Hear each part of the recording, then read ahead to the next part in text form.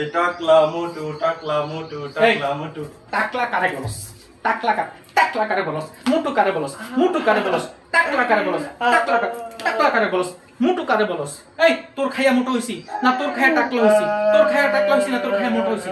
তোরা তো বড় সাহস কে দিছে আমার টাকলার মোটা বলার জন্য? আমি আমার বাবা মার খাইছি, আমার বাবা মার পড়ছি। আমি আমার বাবা মার খাইয়া মোটা হইছি, আমার বাবা মার খাইয়া টাকলা হইছি। তাহলে তুই বলার রাইট দিছ, তোর রাইট দিছে কে? তোদের মতো মানুষ সমাজের শত্রু।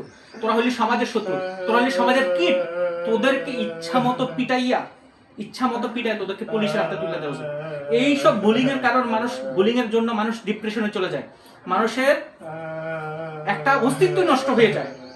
আর আপনাদেরকে বলতেছি শুনেন, কোনো মানুষকে প্রশ্রয় দিবেন না যারা বডি শেভিং করে, যারা মানুষকে নিয়ে কুৎসা রটায়, মানুষকে নিয়ে আজে বাজে কথা বলে, যারা মানুষের নামে খারাপ কথা বলে, বুলিং করে।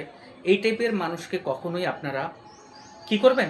এই টাইপের মানুষকে কখনোই আপনারা ছাড় দিবেন না, তাদেরকে উচিত জবাব দিবেন, কারণ উচিত জবাবের প্রয়োজন।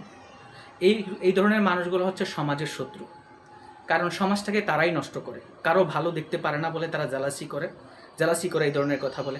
আজকে আমি মাথা ন্যাড়া করে ফেলছি অতিরিক্ত তাপমাত্রার কারণে, কারণ গরম বেশি পড়তেছে। শেভ করে ফেলছি, আমাকে টাকলা বলতেছে।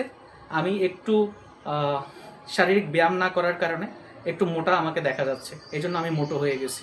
আপনারা ভাবেন কী ধরনের বুলিং আসতেছে।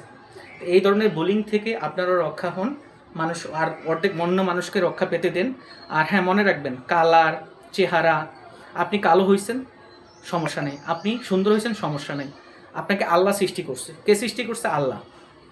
উপর আল্লাহ সৃষ্টি করে দিচ্ছেন আপনাকে, তাহলে আপনাকে অন্য মানুষ কথা বলার রাইট কে দিছে আপনাকে?